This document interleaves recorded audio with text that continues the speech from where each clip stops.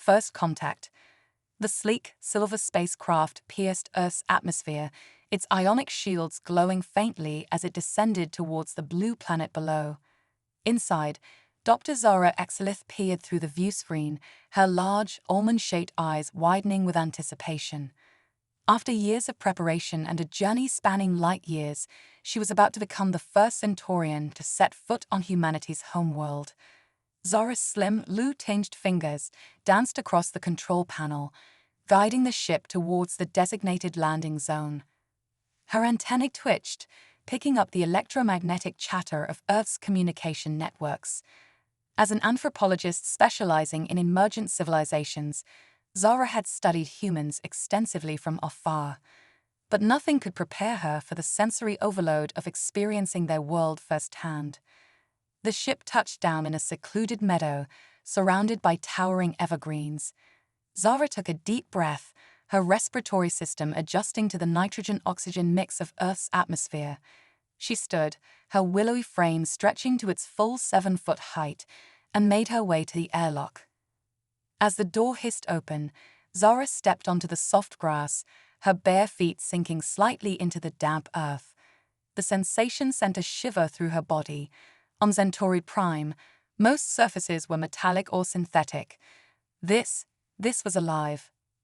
"Welcome to Earth, Dr. Exelith," a voice called out. Zara turned to see a small group of humans approaching. Leading them was a woman with dark skin and curly hair, her face creased in a warm smile. "I'm Dr. Amelia Chen, head of the Extraterrestrial Relations Department. We're honored to have you here." Zara inclined her head in the traditional Centaurian greeting. "The honor is mine, Dr. Chen. I look forward to learning about your fascinating species." As they walked towards a nearby research facility, Zara's keen senses took in every detail.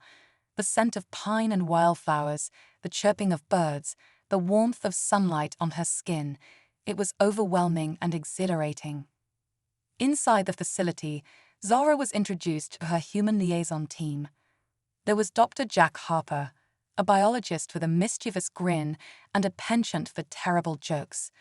Dr. Sophia Novak, a cultural anthropologist whose enthusiasm matched Zara's own. And lastly, Kai Patel, a linguist whose quiet demeanor belied a sharp intellect. "So, Doc," Jack said, leaning against a desk, "what's the first thing you want to know about us humans?" Zara's antennae quivered with excitement.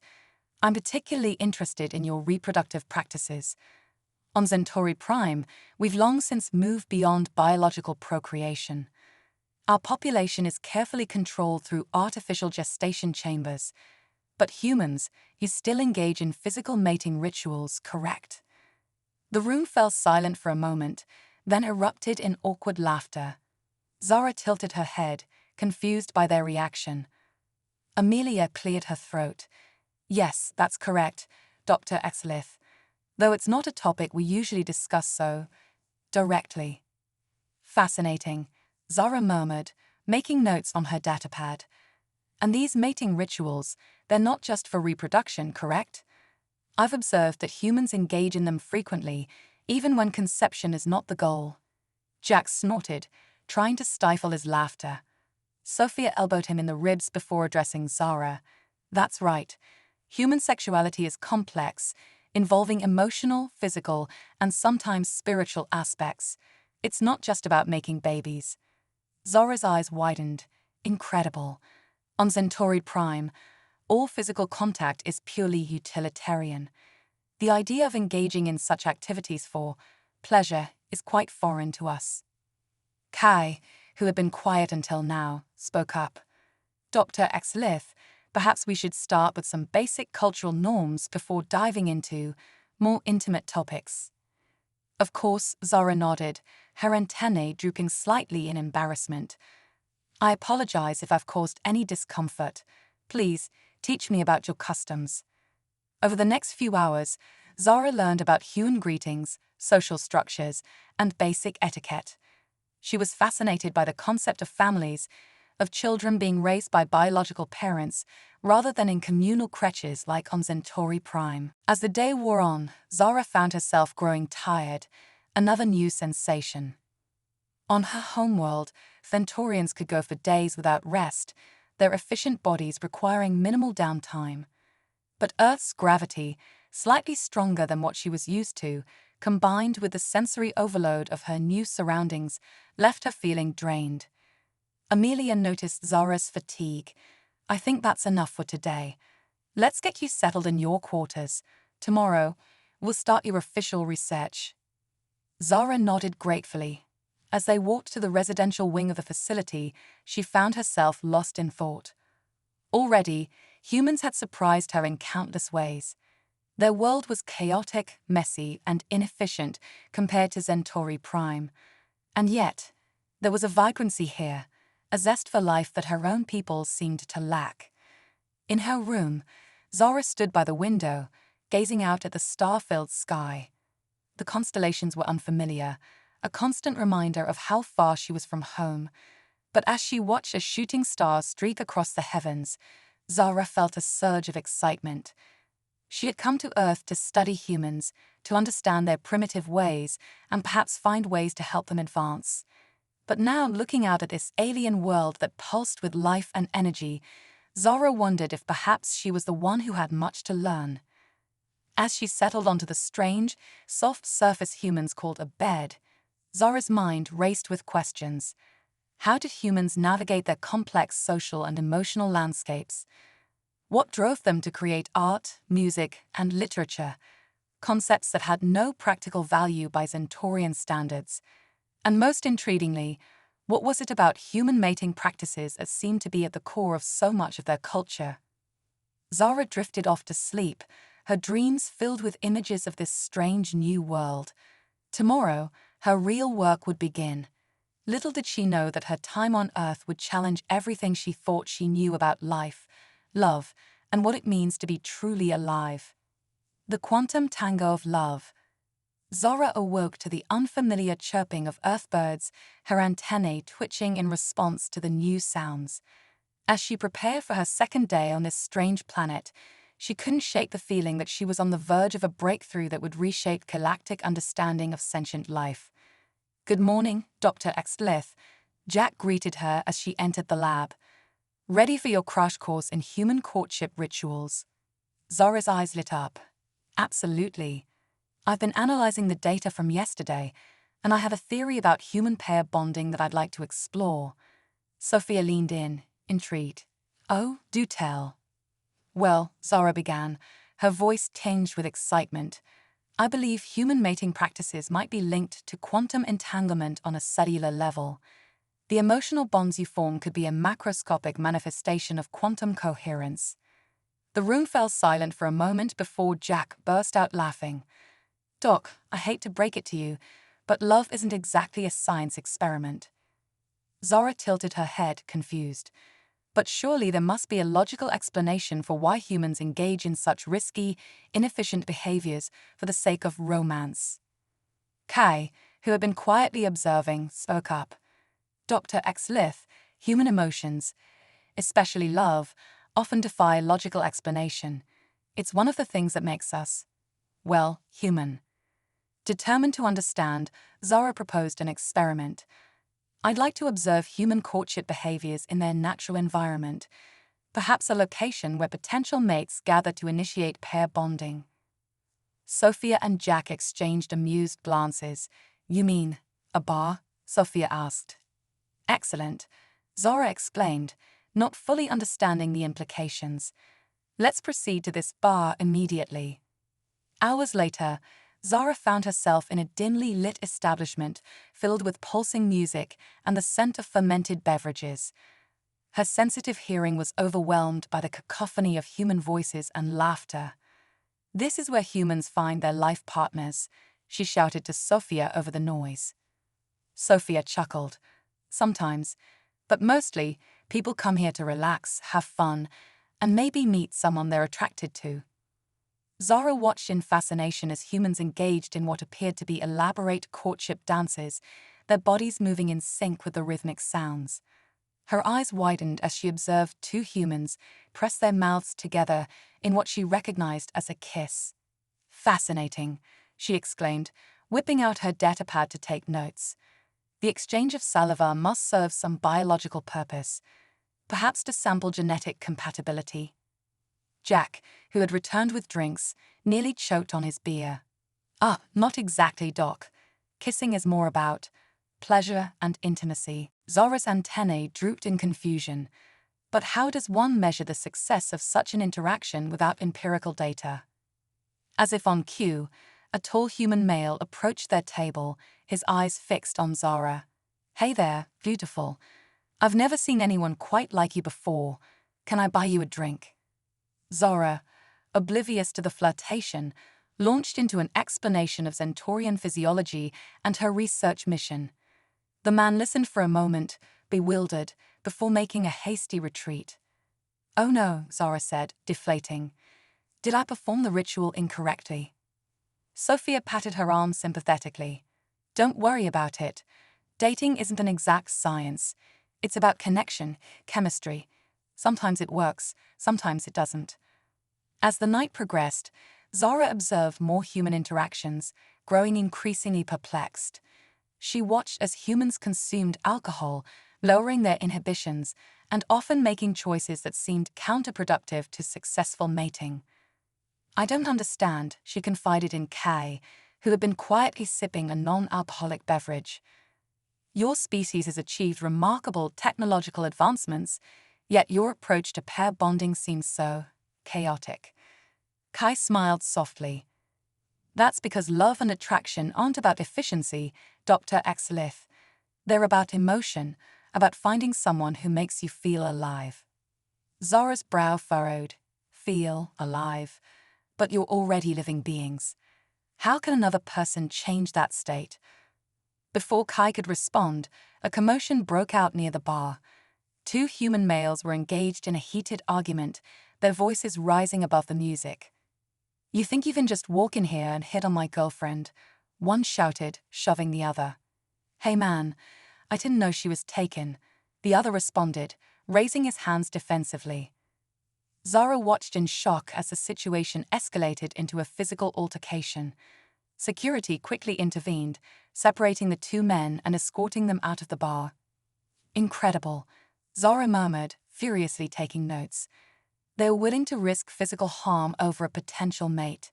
The drive to reproduce must be even stronger in humans than I initially hypothesized. Jack shook his head, chuckling. "It's not always about reproduction, Doc. Sometimes it's about ego, jealousy, or just too much alcohol." As they left the bar, Zara's mind was reeling with new questions. The complexity of human relationships seemed to extend far beyond mere biological imperatives. There was an element of unpredictability, of raw emotion, that she struggled to quantify.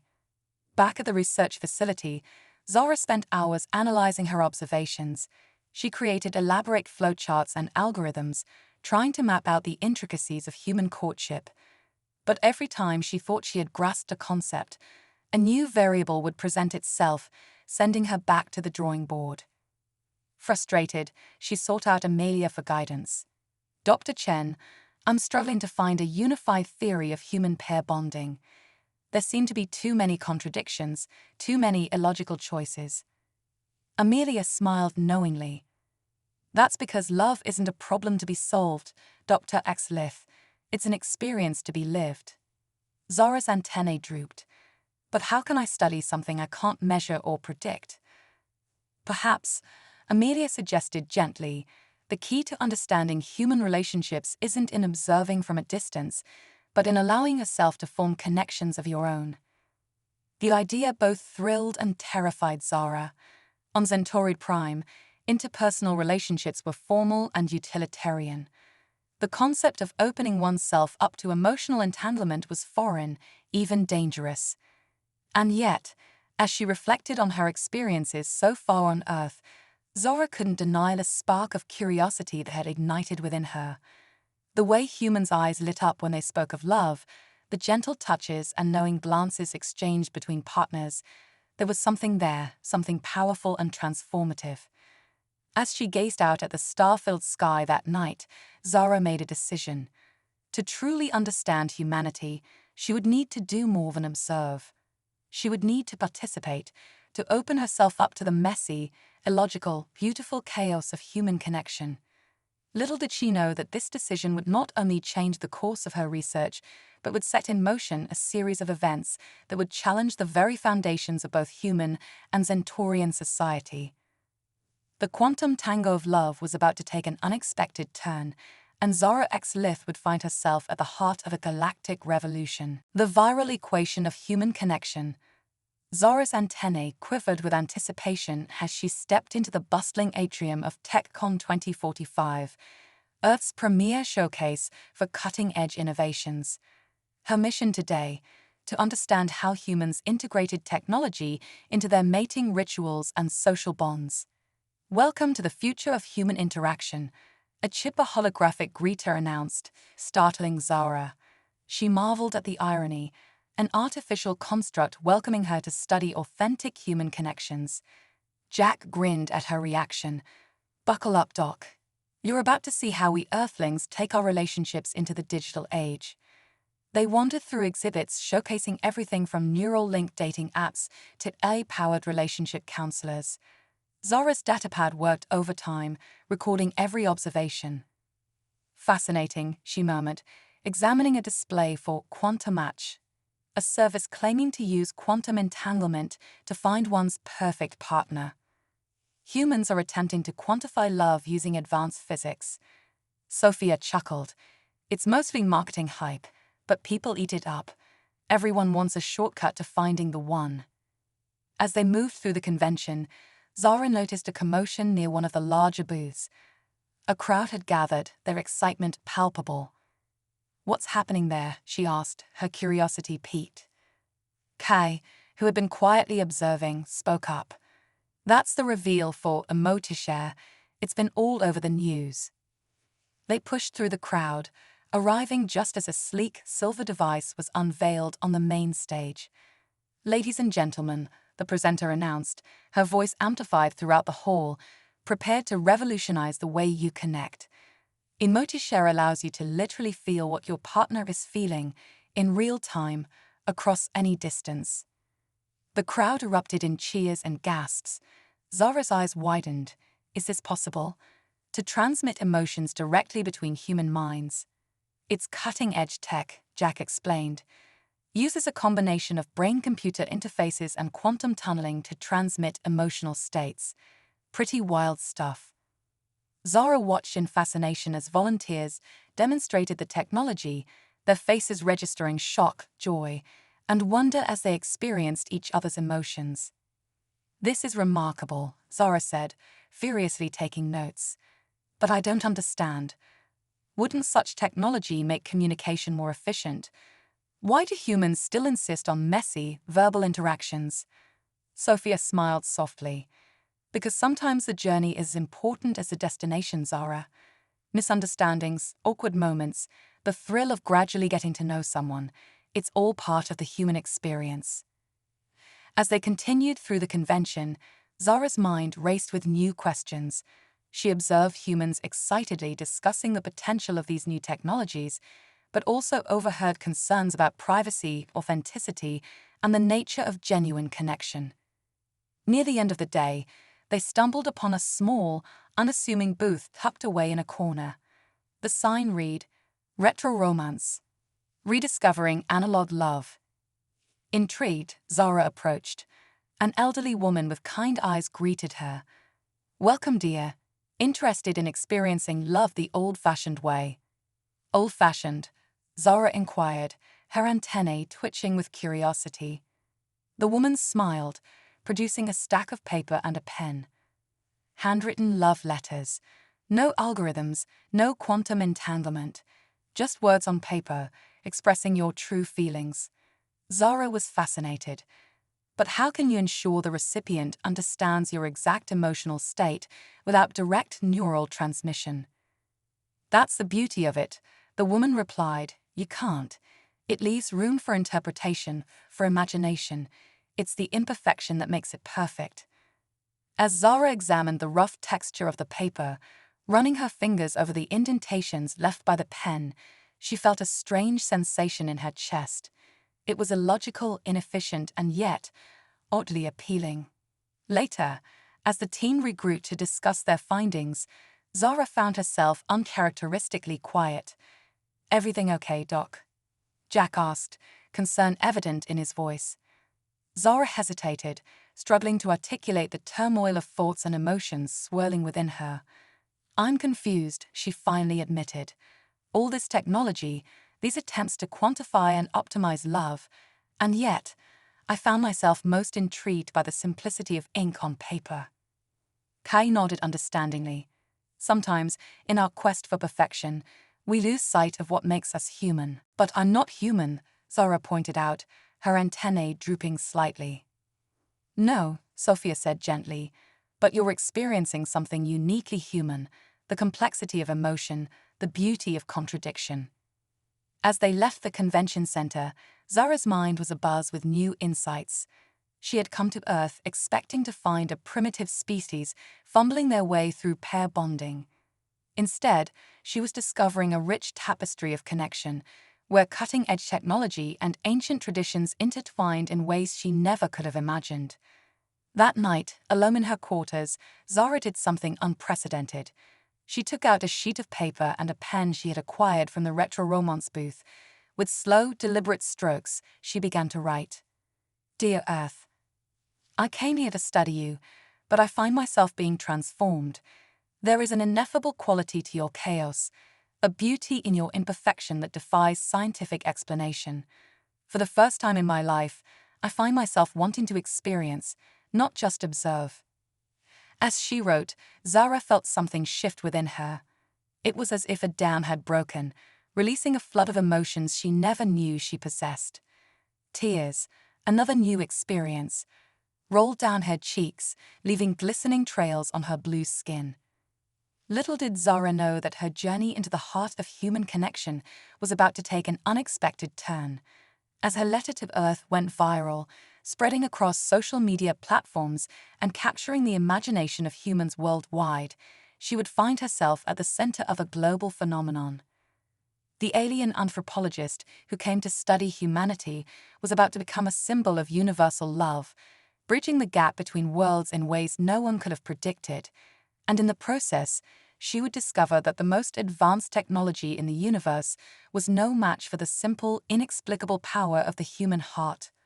Cosmic influencer, when alien meets algorithm.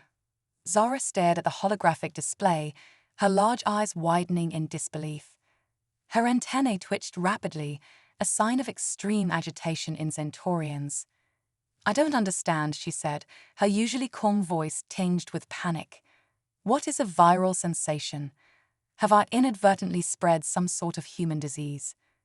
Jack couldn't help but laugh, earning him a sharp elbow from Sophia.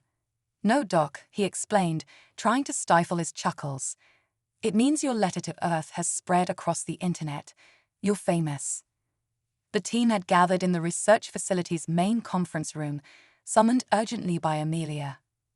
On the central holo display, a dizzying array of social media feeds scrolled by, all featuring Zara's handwritten letter. "But how?" Zara asked, still bewildered. "I left that paper in my quarters." Kai cleared his throat awkwardly. "Ah, that might be my fault. I found it when I was cleaning, and, well, I thought it was beautiful. I posted a picture online, thinking it might inspire a few people. I had no idea it would explode like this." Amelia stepped forward, her face a mix of concern and excitement. "Dr. Axelith, your letter has resonated with people in a way we never could have predicted. Humans all over the world are sharing it, discussing it, even getting tattoos of your words." Zara's antennae drooped in confusion. "Tattoos, they're permanently marking their bodies with my writing. But why?" Sophia smiled gently. "Because you've captured something universal, Zara. Your perspective as an outsider, seeing the beauty in our chaos, it's made people reevaluate their own lives and relationships." As if on cue, the holo display shifted to show a live news broadcast. A reporter stood outside the research facility, surrounded by a crowd of excited humans. "We live outside the extraterrestrial research center, where fans have gathered hoping to catch a glimpse of Dr. Zara X. Lith, the alien anthropologist whose letter to Earth has taken the world by storm. Some are calling it the cosmic connection phenomenon. Zara watched in astonishment as the camera panned across the crowd. Humans of all ages and backgrounds held up signs with quotes from her letter. Some wore t-shirts with her face stylized into colorful pop art designs. "This is unprecedented," Amelia said, her voice tense. "Dr. X. Lith, we need to consider our next steps carefully. The world is watching, and how we handle this could have significant implications for human-alien relations." Jack grinned, his eyes sparkling with mischief. "I say we lean into it. Zara's already bridging the gap between species better than any diplomat. Why not use this platform to spread a message of universal love?" "Absolutely not," Zara protested, her blue skin flushing a deeper shade. "I'm a scientist, not a, what do you call it? An influencer. This was never meant to be public." Kai, who had been quietly observing, spoke up. "But Zara, don't you see? This is a unique opportunity to study human behavior on a global scale. How often does an anthropologist get to not just observe, but actively participate in a cultural phenomenon?" Zara's antennae perked up at this. "You mean, treat this as an extension of my research?" Sophia nodded enthusiastically. "Exactly. We could design social experiments, analyze the data from your online interactions, study how your alien perspective influences human thought patterns." As the team debated the possibilities, the holo display suddenly flickered, showing an incoming transmission. Amelia's face paled as she recognized the sender. "It's the Galactic Council," she whispered. The room fell silent as the transmission connected, revealing the stern face of a Zentorian elder. "Dr. X. Lith," the elder's voice boomed, "your actions have caused quite a stir, not just on Earth, but across the galaxy. We've received inquiries from 17 different species about this love concept you've been expounding upon." Zara straightened, trying to maintain her composure. "Elder, I assure you, this was not my intention. I was merely—" The elder raised a hand, silencing her. "Intention is irrelevant, Dr. X. Lith. The fact remains that you've single-handedly sparked an interstellar dialogue on emotional connection. The Council has decided that this experiment of yours should continue." Zara's jaw dropped. "Continue, but you'll become Earth's first extraterrestrial social media personality," the elder declared. "You will use this platform to foster understanding between species, while continuing your research on human relationships. Consider this a promotion, Dr. X. Lith. The fate of intergalactic diplomacy may rest on your, what do humans call them? Ah yes, your posts." As the transmission ended, Zara slumped into a chair, her mind reeling. She had come to Earth to study human love, and now she found herself at the center of a cosmic love story. "Well," Jack said, breaking the stunned silence, "looks like you're going to need a crash course in hashtags, Doc." Over the next few weeks, Zara's life transformed into a whirlwind of activity. She learned to navigate the complex world of social media, with its likes, shares, and ever-changing algorithms. Her posts, combining alien wisdom with genuine curiosity about human nature, continued to captivate audiences worldwide. She hosted live-streamed Q&A sessions, where humans asked everything from profound questions about the nature of the universe to amusingly mundane inquiries about alien dating habits. Zara's honest, often bemused responses only endeared her further to her growing fan base. But it wasn't all smooth sailing. Zara grappled with the darker sides of internet fame, trolls, conspiracy theorists, and the constant pressure to maintain an online presence. She found herself longing for the simplicity of her early days on Earth, when love was just another subject to study, not a force that had upended her entire existence. As her follow account soared into the millions, Zara began to notice something strange. Humans weren't just passively consuming her content, they were changing because of it. Divorce rates dropped. Volunteer numbers skyrocketed. People reported feeling more connected, more empathetic, more human. It's remarkable, Sophia said one evening as they reviewed the latest data. Your outsider perspective is helping humans see the best in themselves. You're not just studying love, Zara. You're amplifying it. Zara's antennae quivered with a mix of pride and trepidation. But what if I'm influencing your species too much? What if I'm altering the very thing I came here to study? Kai smiled softly. Maybe that's the point, Zara. Maybe love isn't something you can study from a distance. Maybe you have to dive in, mess it up, and let it change you. As Zara pondered this, her datapad chimed with a notification. Another post had gone viral, this time a simple image of her blue hand intertwined with a human's, accompanied by the caption, "In the vastness of the cosmos, we found each other. #cosmic connection." She brought up another simulation, showing how ships could potentially navigate the cosmos using the cosmic heart field as a guide. Imagine, Zara continued, her voice filled with wonder, a future where we don't need complex computers to chart courses through space, where pilots can simply feel their way to distant worlds, guided by the invisible threads that connect all living beings. As the presentation concluded, the room buzzed with excitement. Humans and Centaurians alike were captivated by the possibilities Zara's research had unveiled. But not everyone was thrilled.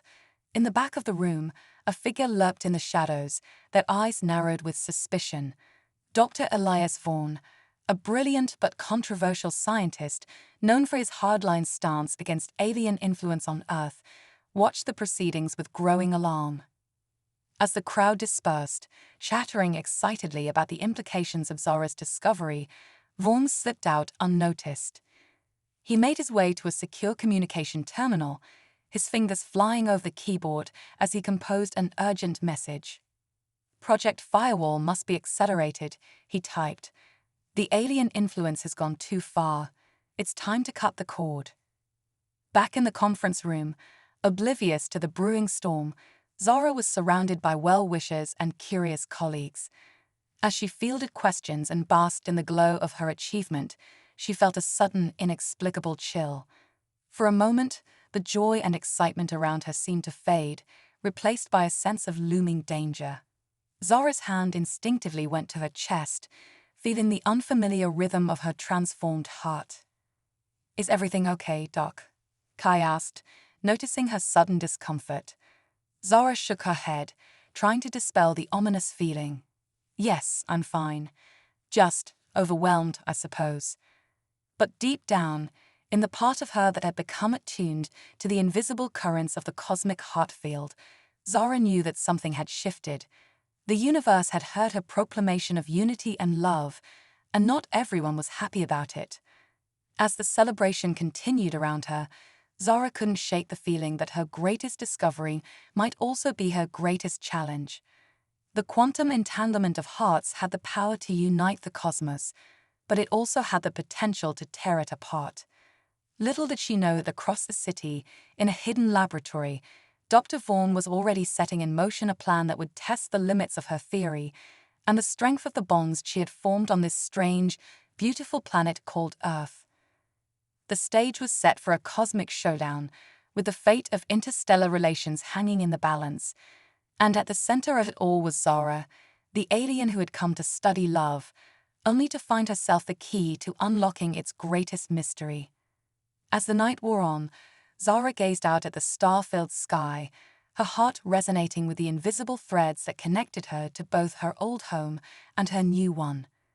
Whatever challenges lay ahead, she knew one thing for certain: love, in all its messy, illogical, quantum-entangled glory, would be the force that saw them through. The universe held its breath, waiting to see what would unfold in this next chapter of the cosmic love story. And somewhere, in the vast expanse of space, other beings were tuning in, their hearts beginning to beat in sync with a rhythm they didn't yet understand, the pulse of a universe discovering its own interconnectedness.